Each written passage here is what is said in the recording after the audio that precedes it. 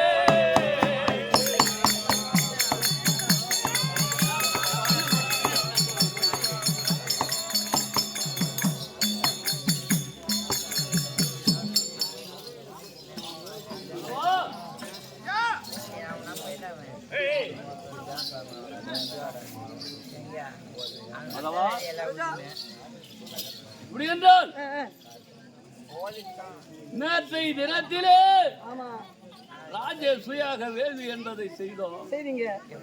அந்த ராஜசூயாக வேள்வி என்பதை செய்கின்ற நேரத்தில் எத்தனையோ பேர்கள் அந்த ராஜசூயாக வேள்வியை தடுக்க வேண்டும் என்று நினைத்தார்கள்.